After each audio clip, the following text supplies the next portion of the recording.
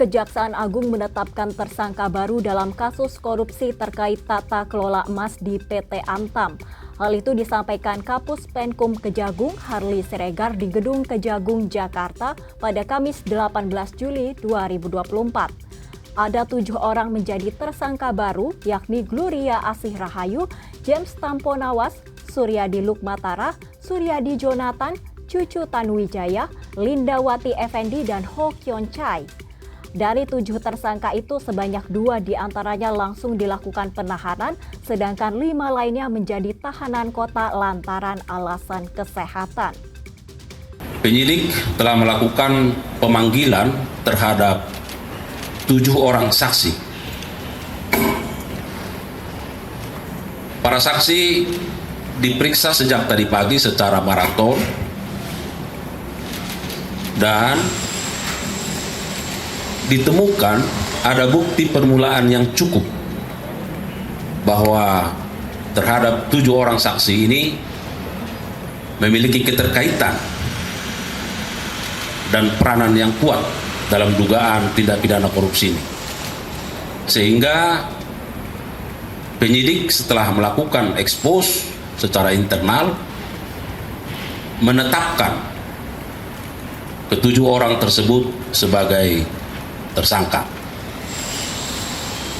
Dan setelah dilakukan pemeriksaan sebagai tersangka, maka sesuai dengan ketentuan pasal 21 KUHP, penyidik berketetapan melakukan upaya paksa berupa penahanan. Dari 7 orang yang ditetapkan sebagai tersangka, 2 orang ditahan di rumah tahanan negara, sedangkan 5 orang lainnya ditahan dengan status tahanan kota dengan alasan setelah dokter melakukan pemeriksaan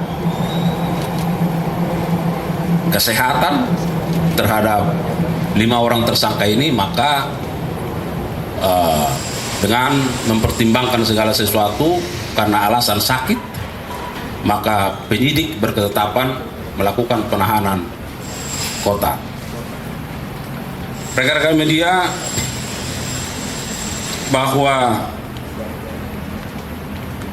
sebagai tersangka dalam kapasitasnya sebagai pelanggan jasa manufaktur unit bisnis pengolahan dan pemurnian logam mulia atau UBPP LN PT Antam Persero Tbk atas nama 1 saudari LE, ini perorangan; 2 saudara SL; 3 saudara SJ; 4 saudara JT; 5 saudari GAR; 6 saudara DT.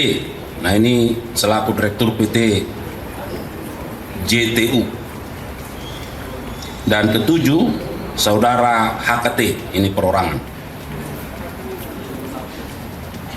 Rekan-rekan sekalian, tadi sebagaimana kita sampaikan bahwa setelah dilakukan pemeriksaan kesehatan dan dinyatakan sehat terhadap 2 orang tersangka, yaitu SL dan tersangka GAR, maka keduanya dilakukan penahanan untuk 20 hari ke depan di Rutan Salemba, cabang Kejaksaan Agung. Sedangkan 5 orang tadi, LE, SJ, JT, DT, dan HKT dilakukan penahanan kota dengan alasan kesehatan. Harli menjelaskan dalam kurun waktu 2010 sampai 2021, tersangka yang merupakan pelanggan jasa manufaktur unit bisnis pengolahan dan pemurnian logam mulia PT Antam telah melakukan persekongkolan dengan para general manager Antam. Persekongkolan dilakukan untuk mendapatkan keuntungan dengan menyalahgunakan jasa manufaktur. Para tersangka menempelkan logo Antam pada logam mulia milik swasta dengan estimasi total 109 ton emas. Dalam kurun waktu tahun 2010 sampai 2021, Saudari LE, Saudara SL, Saudara SJ, Saudara JT, Saudara HKT, Saudari GAR, dan Saudara DT masing-masing selaku pelanggan jasa manufaktur UB PPLM PT Antam Persero telah secara melawan hukum melakukan persekongkolan dengan para general manager UB PPLM yang telah dilakukan penahanan sebelumnya untuk menyalahgunakan jasa manufaktur yang diselenggarakan oleh UB PPLM. Sehingga para tersangka tidak hanya menggunakan jasa manufaktur untuk kegiatan pemurnian,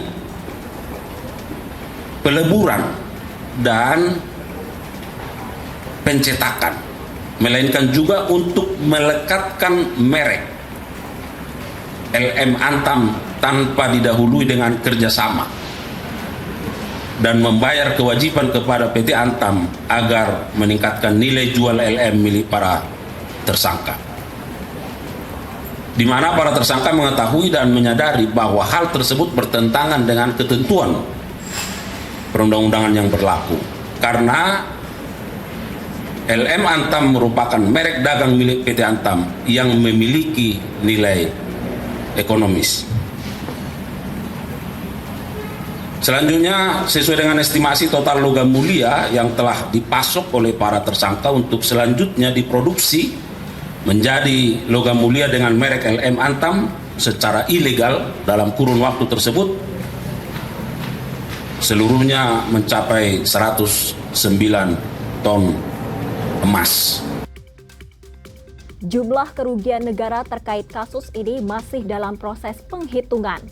Sebelumnya, penyidik Jampitsus menetapkan 6 General Manager UBPP Logam Mulia Antam sebagai tersangka. Tim Liputan 100% Akurat mengabarkan.